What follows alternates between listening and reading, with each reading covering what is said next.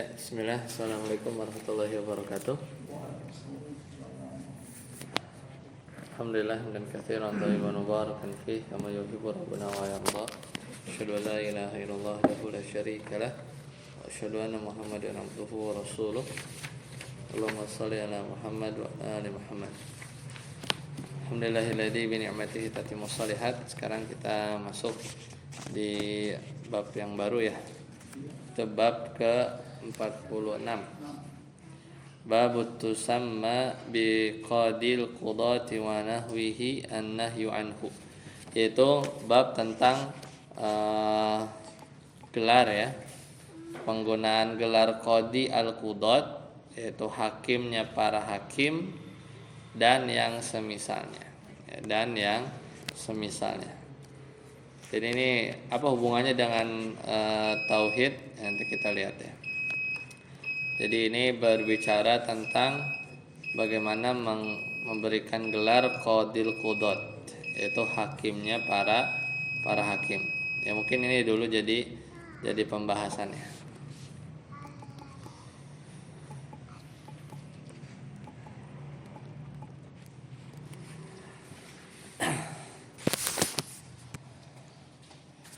Silakan Ustaz Afud. Ai wada'a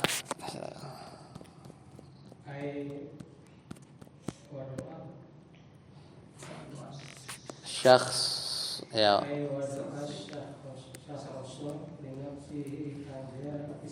hadzal ya li nafsihi hadzal ism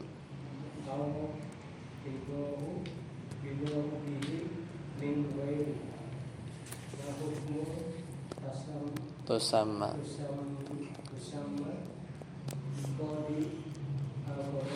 al-qudah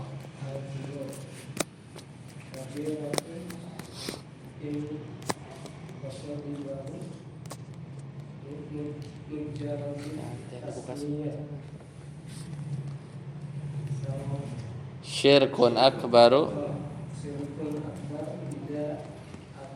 Abi ngomong habis.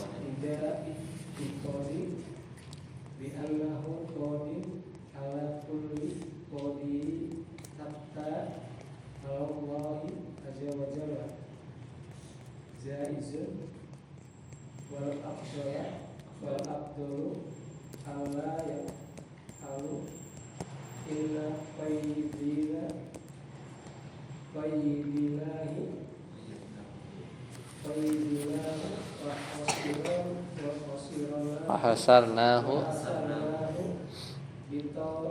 ifatin ya.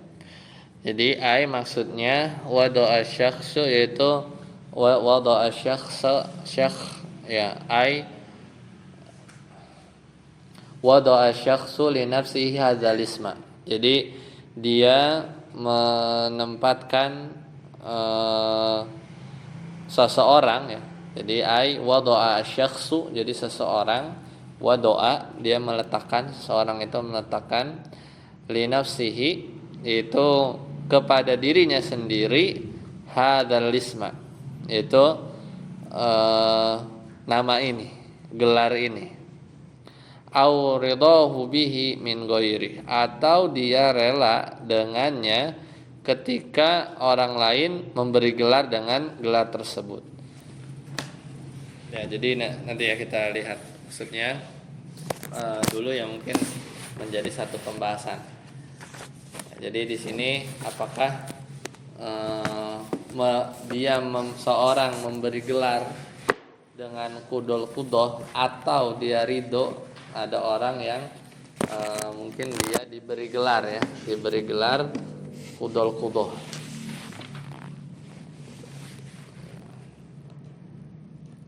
Karena titik poinnya itu adalah kesempurnaan tauhid seseorang itu sampai-sampai kita harus menjauhi ungkapan misalnya rajanya para raja gitu ya, hakimnya para hakim, atau pemimpin dari para pemimpin ya gitu. Jadi sesuatu yang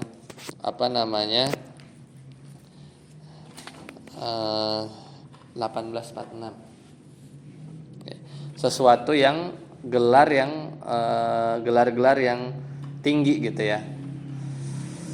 Misalnya rajanya para raja ya, hakimnya para hakim ya, sebenarnya itu hanya Allah semata gitu ya, hanya Allah semata. Jadi di situ atau gelar-gelar tersebut itu bisa memberi atau terkandung penyifatan seseorang dengan apa? Kesempurnaan gitu kan, keagungan. Padahal keduanya, kalau kita berbicara tentang hakimnya para hakim, rajanya para raja ya, itu hanya dimiliki oleh Allah Subhanahu wa taala ya. Jadi sampai sekecil itu ya, kita diminta untuk bisa menempatkan diri. Makanya sampai ada bab. Nah, di sini ma hukmu tusamma biqadil qudah, apa hukum seorang menamakan dirinya itu sebagai hakimnya para hakim? Maka di sini ada 3 lagi-lagi ya, tergantung. Kabiratun itu bisa jadi dosa besar, in qasada bihi in qasada bihi mujarradat tasmiyah. Apabila niatnya hanya sekedar penamaan saja. Ya, semata-mata nama lah. Itu juga lebih baik dihindari. Yang kedua, syirkun akbar idza taqada. Ini kalau syirik akbar itu kalau berkeyakinan bi annahu qadin ala kulli qadi, itu bahwasanya dia adalah hakim dari segala hakim, sampai pun ya hatta alallahi azza wajalla, sampai di atas Allah Subhanahu wa taala. Ya jelas ya. Kalau itu pasti bisa syirik besar. Lah tapi jais boleh juga, wal afdal ya boleh, namun yang afdal alla yaf'alu, seorang itu tidak melakukannya. In qayyadnahu, yaitu apabila diikat, wahasarnahu atau dibatasi, bitaifatin ya, au baladin au zamanin, yaitu apabila diikat, dibatasi dengan kelompok atau negeri atau zaman. Jadi kalau kodinya hakimnya para hakim Indonesia, nah itu masih boleh tuh gitu ya. Atau misalnya rajanya para raja Mesir, nah itu boleh. Jadi kalau ada batasan kan jadinya terbatas kan, tidak umum gitu, tidak umum. Rajanya para raja negeri Islam misalkan gitu. Nah itu kalau menurut beliau ya.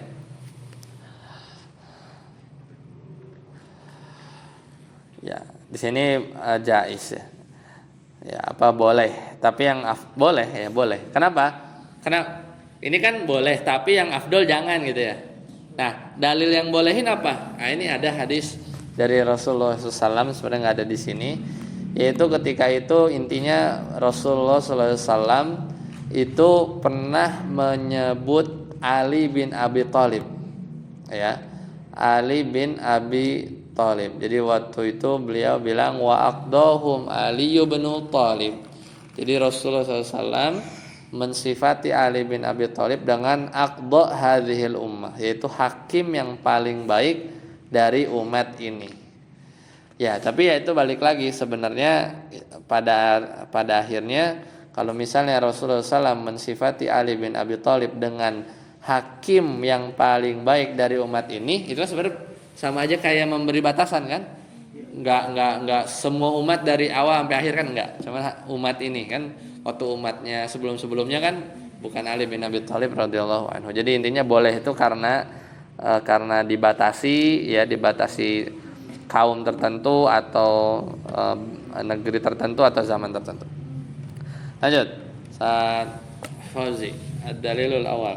Ad-dalilul awal fi sahih an Abi Hurairah radhiyallahu anhu an Nabi sallallahu alaihi wasallam qala inna asna ismin 'inda Allahi rajulun tasamma malikal amlaki la malika illa Allah.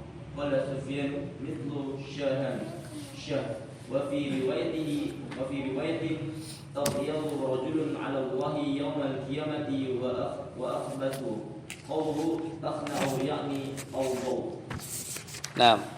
Nah, dalil di Sahih Bukhari dan Muslim dari Abu Hurairah bahwasanya Rasulullah sallallahu alaihi wasallam bersabda, "Inna akhna'as min 'indallahi rajulun."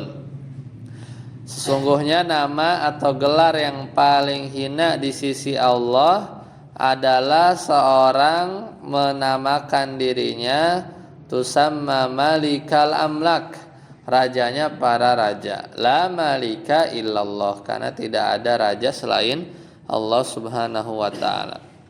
Qala Sufyan bin Uyainah, Sufyan bin Uyainah memberi contoh mithlu syahansyah, ya. Syahansyah, apa itu? Syahansyah itu sama malikul amlak. Tahu bahasa apa? Ya, itu ungkapan. Syahansyah itu rajanya para raja, rajanya para raja. Wa fi riwayatin, dalam riwayat yang lain dikatakan aghyadhu rajulin 'alallah yaumal qiyamah wa akhbathu, orang yang paling dimurkai dan paling buruk di sisi Allah pada hari kiamat adalah, yaitu tadi, orang yang menamakan dirinya rajanya para raja, padahal la malika illallah, tidak ada raja yang kecuali Allah Subhanahu wa taala. Ya, jadi itu dalil ya yang pertama. Ya udah, cuma ada satu ya. Bab ini satu dalil aja. Akhna artinya yaitu uqubun binaqidi qasdihi, yaitu orang ini dihukum dengan lawan dari keinginannya.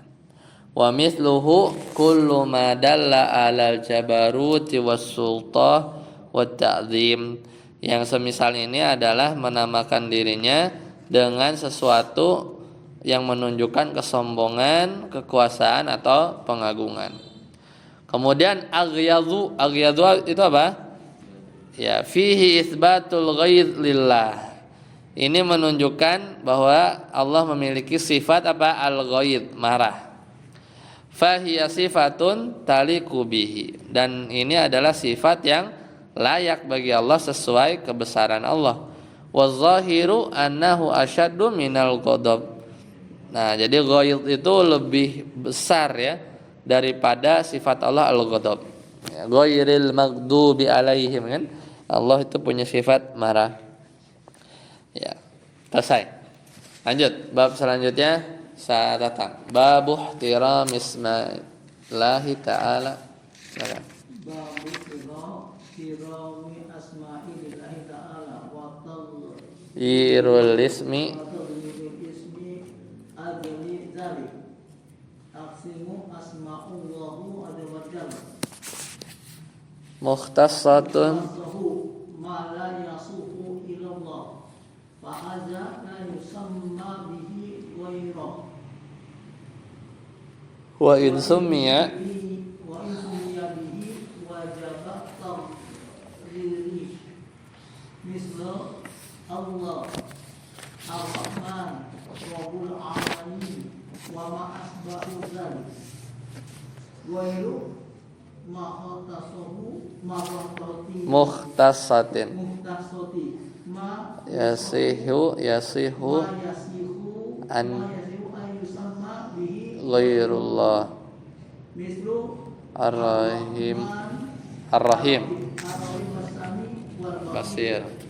Fatin rauh hazukat sifati muni minas sami minat tasammi minat tasami bi wa in lam tulahadh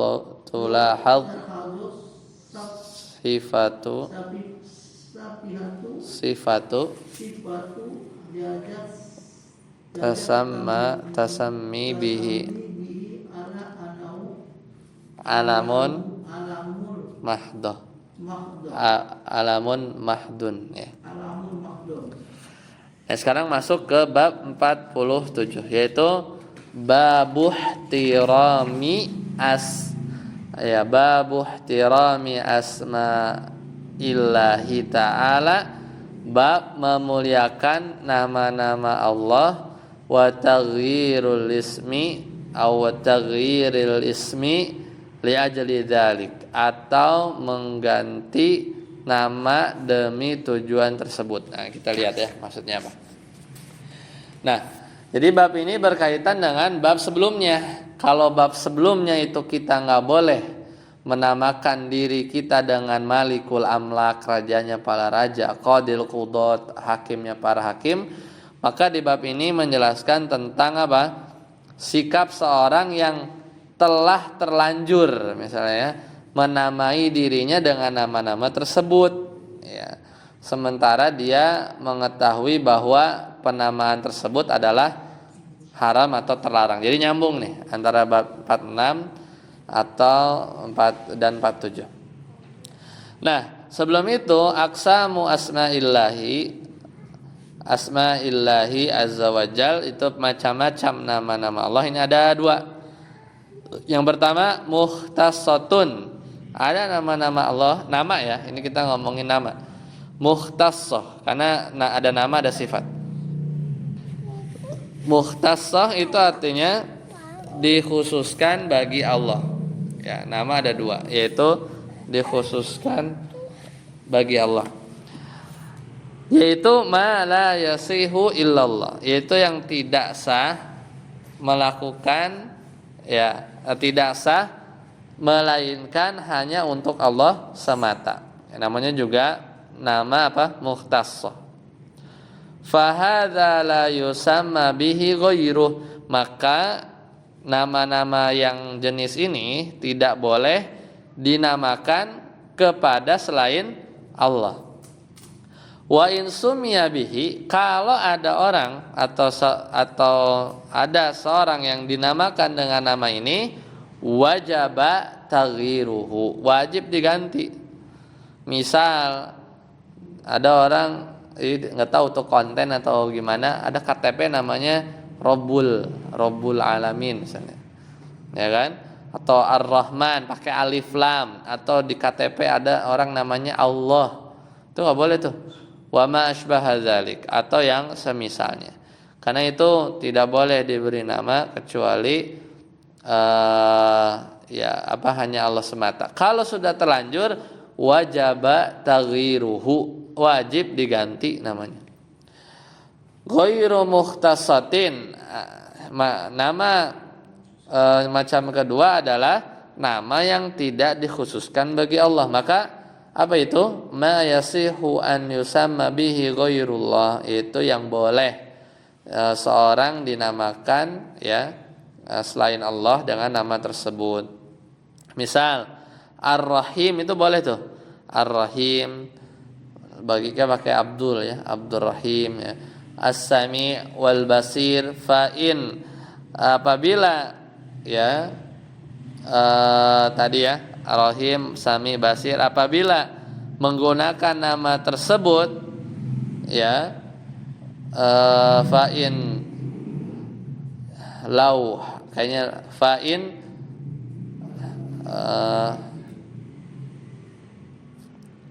luhadzat, ya, as-sifatu, kalau atau apabila memakai nama tersebut menghendaki makna sifat, muni'a minat tasammi bih. Jadi maka dilarang untuk memberi dengan nama tersebut. Kalau kita memberi nama menghendaki makna sifat, ya, dari nama-nama tersebut. Tapi wa in lam tulahad as-sifah, namun kalau niatnya tidak demikian, maka boleh memberi nama dengannya ala annahu alamun mahdun, karena itu hanya nama semata, ya. Tapi biasanya yang lebih aman diberi ini, ya, abd, ya, abd, ya. Karena ya di situ mau nggak mau tergantung sifat, ya. Karena namanya nama itu pasti kita kan namain anak itu doa, ya. Itu doa, ya. Jadi pasti ada sifat yang dikehendaki. Ya. Ini dalilul awal. Saya dapat lagi. An Abi Syuraih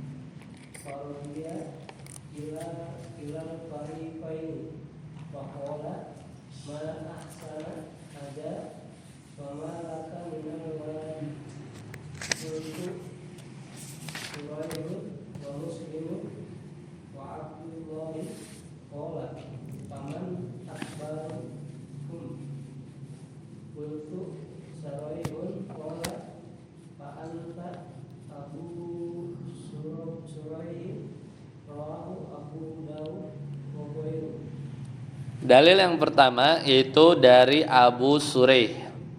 Abu Suraih itu nama aslinya Khuwailid, ya, nama aslinya Khuwailid. Beliau termasuk sahabat yang masuk Islam ketika Fatu Mekah, berarti pas sudah digempur ya Mekah, ditaklukkan baru masuk Islam. Ya, jadi tergolong sahabat ya. Nah, kata beliau annahu kana yukna Abul Hakam, bahwasanya dulu dia diberi kunyah namanya Abul Hakam. Faqala lahu an-nabi, maka Rasulullah SAW bersabda kepadanya, innallaha huwal hakam, gitu kan, sesungguhnya Allah lah adalah al-hakam, yaitu penentu hukum maksudnya. Wa ilaihil hukmu, dan hanya kepadanya kita berhukum. Ya. Falimatukanna Abul Hakam, lalu kenapa kamu diberi gelar Abul Hakam, ditanya kan. Faqala, kemudian Abu Syuraih pun menjawab, kan namanya Abu Syuraih tapi dulu dia diberi nama apa? Abul Hakam. Nabi nanya. Maka Abu Syuraih pun menjawab, inna qaumi idza ikhtalafu fi syai'. Jadi dulu kaumku kalau lagi ribut-ribut, ada berselisih, atauni fahakamtu bainahum, dia datang ke saya, maka aku pun memberi putusan hukum atas perselisihan. Faradiya kilal fariqaini, maka dua golongan itu pun ridho terhadap putusan Abu Syuraih. Faqala, Rasulullah SAW bersabda, ma ahsana hadza, alangkah baiknya itu, ya, bisa mendamaikan atau memutuskan perkara antara dua kelompok yang berselisih. Famalaka minal walad, siapa saja anakmu, ya, ditanya. Qultu Syuraih, yaitu namanya Abu Syuraih, berarti anaknya Syuraih kan, ya, Syuraih wa Muslim wa Abdullah. Jadi anaknya ada 3, Syuraih, Muslim, sama Abdullah. Rasulullah SAW bertanya lagi, faman akbarohum, mana yang paling tua di antara mereka? Ya, dijawab Syuraih. Qultu Syuraih. Qala fa anta Abu Syuraih. Udah, kamu namanya berarti Abu Syuraih gitu. Namanya Abu Syuraih. Jadi ya biasanya kalau di kita kan kadang manggilnya anak yang paling tua atau anak laki-laki paling tua gitu ya. Ya, misalnya ummu siapa gitu kan, itu anak paling tua. Rasulullah SAW, kalau begitu kunyahmu Abu Syuraih gitu ya. Iya, yang awal nih. Ada dalilnya buat memberi kunyah.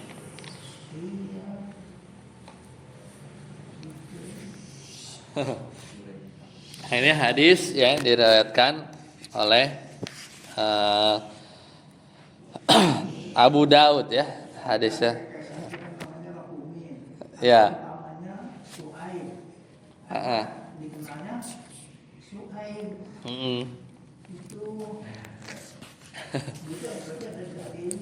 Betul betul. Nah, ini kalau di bahasa Arab, apa bedanya nama, kunyah sama lakop? Nama itu nama asli ya. Ketika dia lahir, misalnya Muhammad, Ali, Hamzah, Umar, itu nama. Itu nama.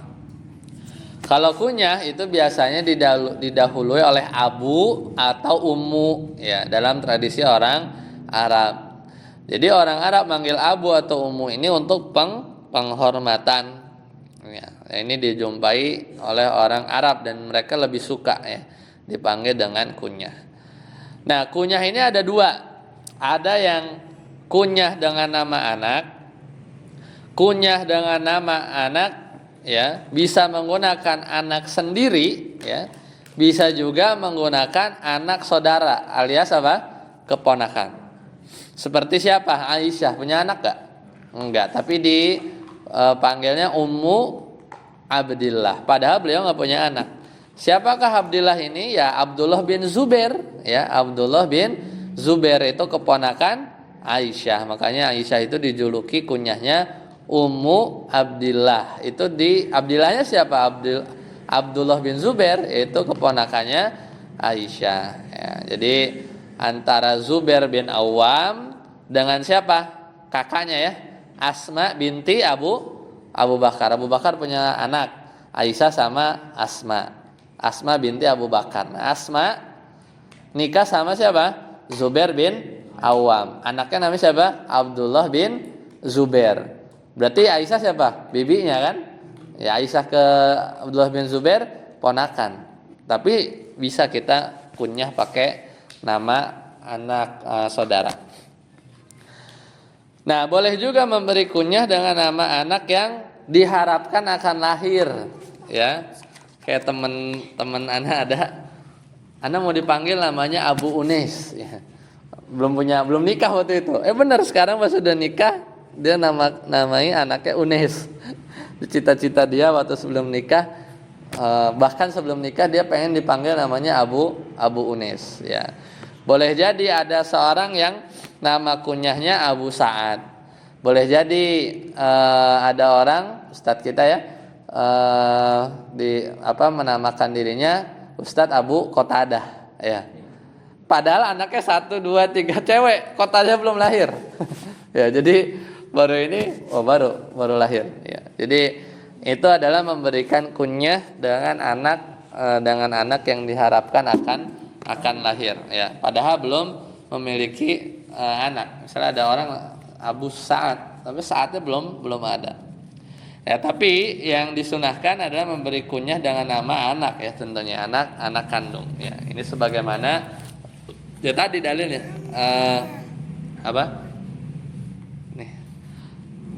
sebagaimana Nabi memberikan kunyah kepada Abul Hakam tadi ya, itu dengan Abu Syurah. Jadi menggunakan dengan nama anak yang tertua. Nah, itu tadi ya, intinya anak. Mau anak siapa ya? Anak belum lahir, anak kandung, anak siapa? Tadi saudara atau keponakan.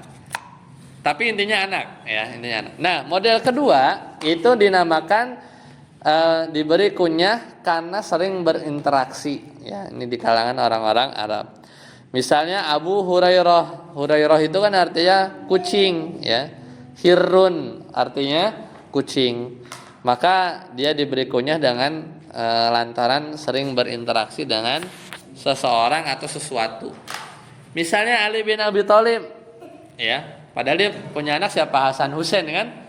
Ya bisa aja Abu Hasan, Abu Husain. Tapi kadang diberi nama dengan Abu Turab. Turab itu pasir, debu ya.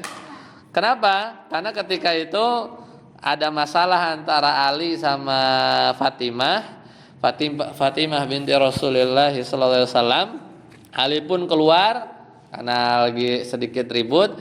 Terus Ali tidur di masjid ya, enggak pakai kasur. Tidurnya di pasir gitu kan. Kemudian Rasulullah pun datang bilang ke Ali, terus dipanggil sama Rasulullah ya, dipanggil sama Rasulullah ya Kum, bangun. Ali kan lagi berantem dikit gitu sama istrinya, tidur di masjid. Kum Aba Turab gitu ya.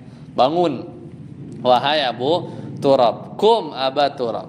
Nah, itu kan kunyah tapi ya itu karena dia tidur ya. Di situ ada debu-debu gitu ya. Dan kata Ali bin Abi Thalib itu senang beliau dipanggil dengan kunyah Abu Turab karena dia selalu ingat ya betapa lemah lembutnya Rasulullah SAW. Ya. Yang terakhir adalah lakob. Kalau lakob itu gelar atau julukan, misalnya Abu Lahab. Nah itu kan itu lakob tuh. Julukan atau gelar itu bisa konotasinya negatif, bisa konotasinya positif. Abu Jahal ya, Abu Lahab. Ya, Abu Jahal apa? Jahlun, bodoh. Dalam tanda kutipnya ya bodoh gitu ya, Abu Jahal ya. Dinamakan seperti itu karena ya kebodohannya dia. Abu Lahab ya karena dia, memang Allah bilang bahwasanya Abu Lahab itu dia dalam surat Tabat ya. Tabat yada Abi Lahab wa tab itu akan masuk neraka. Nah. Selanjutnya di bawah al-kinayah ma sudira bi abun au bi abin au ummin au akhin au amin au khalin, yaitu yang diawali oleh abu, ummu, bahkan bisa juga akhu, ammu, paman, khalu, paman dari ibu, am, paman dari ayah, khal, paman dari ibu, itu bedanya. Wa hadzal ismu alladzi ju'ila li hadzal rajul luhidha fihi ma'na sifat. Ya, jadi wa hadzal ism yaitu nama tadi, maksudnya nama ya sesuatu nama kunyah itu dijadikan dalam hadis ini sebagai apa? Nama tetapi menghendaki pula sifat. Wahyal hakam tadi kasusnya siapa? Abu Syureh. Makanya disuruh ganti ya enggak? Makanya disuruh ganti karena kenapa? Karena dia dikenal kalau ada orang berselisih kan dia berhukum ya, jadi kan kalau dia dipanggil Abul Hakam berarti kan dikehendaki ada sifat seperti Al-Hakam, padahal namanya Al-Hakam ini adalah nama ya dari nama Allah Ta'ala. Makanya fasara bidzalika mutabaqan lismillah, maka dia akan punya kesetaraan dengan nama Allah. Walaisa limujarradil alamiyah al-mahdhah, dan ini bukan semata-mata nama ya, tapi ada sifatnya. Nah, ini gitulah tauhid ya. Jadi ada sedikit memang kehati-hatian. Bal lil alamiyah al-mutadamminah lil makna, akan tapi nama ya, nama yang mengandung sifat tadi ya. Wa bihadza yakunu musyarikan lillah, maka dia bisa jadi musyarikan, itu ya bersekutu ya dengan sifat atau nama Allah fi dzalika. Walihadza kannahu sallallahu alaihi wasallam, oleh karena itu Rasulullah SAW mengganti kunyahnya bima yambagi an yukan nabi ya, dengan dengan sesuatu yang layak beliau diberi kunyah, yaitu dengan anak pertama. Walam ya'murhu bi'adatil aqiqah, dan Nabi nggak nyuruh akikah ulang ya cuman ganti nama aja ya, tidak nyuruh akikah ulang ya, seperti itu. Nah, selesai ya dua bab ya. Insyaallah nanti kita lanjutkan kembali ya pertemuan yang akan datang. Bab yang ke berapa? 48. Man hazala bi syai'in, siapa yang menjadikan Allah ya fihi dzikrullah awil Qur'an bi syai'in fihi, man hadzala bi syai'in fihi dzikrullah awil Qur'an aw rasul, yaitu menjadikan Allah, Al-Qur'an atau Rasul hazala sebagai bahan candaan. Nah, ini juga enggak boleh ya. Jadi kita menjadikan bahan candaan. Insyaallah nanti kita lanjutkan. Sampai sini dulu. Subhanakallahumma hamdika asyhadu an la ilaha illa anta astaghfiruka wa atubu ilaik. Assalamualaikum warahmatullahi wabarakatuh.